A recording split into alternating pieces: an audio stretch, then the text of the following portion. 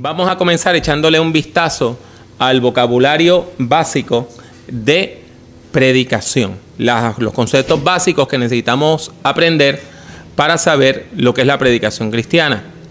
En primer lugar, vamos a estar hablando de unos 15 conceptos. Y es importante que usted domine estos conceptos de manera que cuando usted lea un libro de predicación, usted sepa de qué es lo que estamos hablando, ¿verdad? El primer término que quiero traerles es el término proclamación. A veces nosotros decimos que la iglesia proclama y hablamos de la proclamación del evangelio. Pues mire, la proclamación del evangelio se refiere a la actividad total de la iglesia para anunciar el mensaje cristiano. La predicación es una forma o modalidad de la proclamación. Pero, por ejemplo, usted puede proclamar por medio de la música, por medio del teatro, por medio del arte, por medio de la pintura, por medio del testimonio personal. O sea, que hay varias formas de proclamar. La predicación es una de esas formas. Y claro, está una forma verbal, una forma que utiliza la palabra. Usted va a encontrar también en varios libros el concepto querigma. Y querigma es una palabra griega que quiere decir el contenido del mensaje, el contenido de la proclamación. Por eso a veces usted va a escuchar a alguien hablando y va a decir el querigma evangélico, quiere decir el centro del mensaje evangélico. O si usted va a una conferencia y alguien le dice el querigma de la epístola a los romanos, está hablando del mensaje central de la epístola a los romanos. Cuando hablamos de predicación, yo defino la predicación como la interpretación teológica de la vida a la luz de la fe cristiana. La interpretación teológica de la vida a la luz de la fe cristiana. Esto es bien importante porque varias personas traducen el término predicación o definen la predicación sencillamente como el acto de hablar el evangelio frente a la congregación de manera descriptiva. Si usted se fija, la definición que yo le estoy dando apunta a lo que hace la predicación. La idea de la predicación es ayudar a la gente a interpretar su vida a la luz de la fe cristiana. Por ejemplo, cuando llega una persona a la iglesia que nunca antes ha ido a la iglesia y esa persona hasta ahora había pensado que tenía problemas porque era mala o que tenía un vicio porque era débil o porque las cosas le han salido bien porque tenía suerte, cuando llega a la iglesia usted le empieza a interpretar la vida de otra manera. Que se dé cuenta que no era la suerte, era la protección de Dios que estaba con ella. Que la razón por la cual esa persona ha sido tan triste es porque esa persona vivía lejos de Dios en pecado y el pecado trae tristeza. O sea que usted lo que hace es en la predicación ayudar a la gente a vivir a la luz de la fe cristiana. Y por eso es que hablamos de predicación. ¿Para qué usted predica? Para que la gente interprete su vida y reinterprete su vida a la luz de la fe. La homilética es la ciencia que estudia la predicación. La ciencia que estudia la predicación. Es la teoría de la predicación. Y la predicación es la práctica. Por eso usted va a ver que los libros que nos hablan sobre la predicación se dicen que son libros de homilética. Porque la homilética es la teoría que estudia la predicación.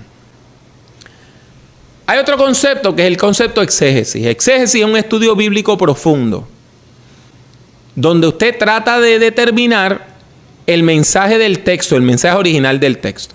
O sea que cuando usted lee Romanos, usted trata de comprender qué fue lo que la iglesia en Roma entendió sobre el evangelio cuando le predicaron. Hermenéutica es una palabrota grande para hablar de la interpretación bíblica. De hecho, hermenéutica, si usted no pone bíblica y nada más habla de hermenéutica, es la ciencia de la interpretación de textos y documentos. Y existen varios tipos de hermenéutica. Está la hermenéutica literaria, por ejemplo, si usted va a estudiar El Quijote o una obra de Camilo José Cela, usted hace interpretación literaria. Los abogados tienen que hacer interpretación legal. La Corte Suprema interpreta las leyes y hace hermenéutica legal. Pues para usted predicar, usted tiene que hacer interpretación bíblica. Y en un ratito yo le voy a hablar de cómo se interpreta la Biblia. Sermón. El sermón es un discurso donde usted expone o proclama el evangelio. Pero es importante que usted entienda que el sermón es el evento, no el papel que usted lleva, no es el escrito, es el evento. Sermón es cuando usted proclama en una congregación, ante una congregación, el mensaje de Cristo. Ese es el sermón. A veces cuando yo doy clase, mis estudiantes me dicen, pastor, ya escribí el sermón, aquí lo tengo. Y están confundiéndose. Lo que tienen en la mano es un bosquejo o un manuscrito. El sermón es lo que usted hace en vivo. Usted puede tener una grabación de un sermón, pero un papel o un conjunto de papeles no es un sermón. Es un bosquejo o es un manuscrito. Hay distintos tipos de predicación. La más importante es la predicación expositiva. Es la predicación donde usted toma un texto bíblico y lo va explicando para que la gente entienda qué dice ese texto bíblico. También existe predicación narrativa. Yo uso mucho ese estilo de predicación narrativa. Y es cuando usted cuenta historias. Entonces usted va contando la historia de lo que dice la Biblia y va contando la historia y va contando la historia y la gente se involucra en la historia. Y usted la desarrolla como si fuera un cuento corto. Como si fuera un cuento corto. Usted toma una historia bíblica y la narra. Si usted va a YouTube, yo tengo un canal de YouTube que se llama Dr. Pablo Jiménez. Ahí usted puede ver el sermón narrativo más famoso que yo he predicado, que de hecho está aquí en la Biblia para la predicación del manuscrito, que se llama Con vino y aceite. Y es un sermón donde yo predico la historia del buen samaritano, pero usando una técnica que le voy a enseñar en un ratito. Me pregunto si ese hombre que estaba en el suelo estaba semiconsciente cómo él interpretó lo que estaba pasando. Entonces yo narro toda la historia como si yo fuera el hombre que estaba tirado en el piso. Y es un sermón bien impactante, y perdónenme que yo lo diga, pero honestamente sí lo es. Ha sido visto miles de veces en YouTube. La predicación temática o doctrinal es aquella donde usted analiza un tema o una enseñanza bíblica o una enseñanza de la teología a la luz de la fe cristiana. Por ejemplo, cuando usted habla sobre la salvación, el pecado, la santidad y la gracia, esos son sermones doctrinales. Si usted va a hablar sobre el matrimonio, usted va a hablar sobre el divorcio, usted va a hablar sobre la pena de muerte o el aborto, esos son sermones temáticos. Pero es la misma técnica porque usted tiene que estudiar el tema. Hay una palabra que desgraciadamente se nos coló del inglés para describir la presentación del sermón. Yo le dije que el sermón no cobra vida hasta que usted lo predica frente a la congregación, ¿verdad que sí? Usted tiene que predicarlo frente a la congregación para que el sermón esté vivo. Pues mire, en inglés a eso le llaman el delivery del sermón. Y mucha gente lo que hace es que lo traduce literalmente y lo llaman la entrega del sermón. Pero a mí la entrega me parece algo que hace UPS o FedEx. Así que yo prefiero hablar de la presentación del sermón. Vamos a terminar nuestro taller hablando de la presentación del sermón. Porque no importa las grandes ideas que usted tenga, si las presenta mal, usted mata el sermón. Y hay mucha gente que dice cosas muy bonitas y las dice muy mal. Entonces eso rompe la comunicación y hace que el sermón sea poco efectivo. Cuando hablamos de ilustraciones de sermones, por lo regular estamos hablando de una idea o de una historia o de un poema o de una metáfora, una comparación que de alguna manera le ayuda a usted a entender mejor el tema. Yo acabo de usar una ilustración. Le dije, yo predico sermón narrativo y tengo un sermón narrativo que se llama así. Usted lo puede leer en tal sitio, lo puede escuchar en tal sitio. Entonces, le estoy dando eso como un ejemplo para que usted entienda lo que quiero decir con predicación narrativa. Pues los sermones necesitan ejemplos. Si usted sencillamente sigue, habla que te habla, y habla que te habla, y habla que te habla, la gente se desconecta. Es importante que usted deje ejemplos y que tenga historias, anécdotas, poemas, analogías, comparaciones, testimonios, que de alguna manera hagan que sea más fácil de entender el sermón. Cuando se habla del bosquejo del sermón,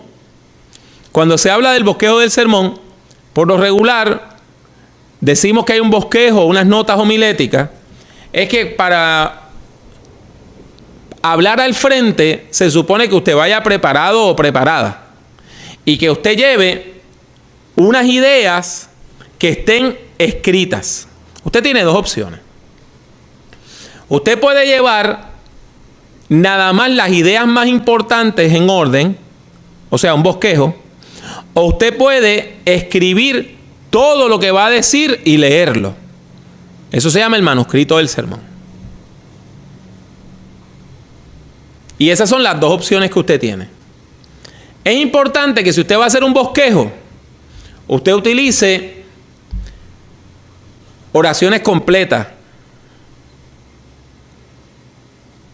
Por ejemplo, yo he tenido amigos que están preparando un sermón y como están en caliente y tienen todas las ideas frescas, agarran una servilleta o un sobre y entonces lo agarran el sobre y escriben varias palabras. Voy a contar lo que le pasó a Juanito y ponen Juanito. Y después de eso voy a explicar lo que quiere decir la paz. Paz. Y entonces lo guardan. Después de predicar, 2 semanas después, encuentran el papel y no saben qué es esto de Juanito. Yo conozco gente que llevan años predicando y han botado todos los bosquejos que han utilizado. No tienen nada guardado. Por lo tanto, es importante que usted lo escriba. Ahora lo puede escribir en un iPad, si usted tiene una tableta electrónica, ¿verdad? Samsung o de cualquier otra marca, y ya usted puede guardar sus notas homiléticas, guardar sus bosquejos. Entonces, usted va a predicar, pero tiene sus notas. ¿Está bien? Y eso le ayuda a usted a mantenerse en el tema. Cuando usted no tiene un bosquejo, cuando usted no tiene un manuscrito, el sermón va para todos lados y no llega a ningún sitio. Porque usted cambia de tema, empieza a hablar de una cosa, le cambia a hablar de la otra, hace un triple salto mortal y cuando viene a ver, no dijo nada. ¿Ok? Esos conceptos que le acabo de decir son importantísimos. Y durante el resto del taller los vamos a estar utilizando como referencia.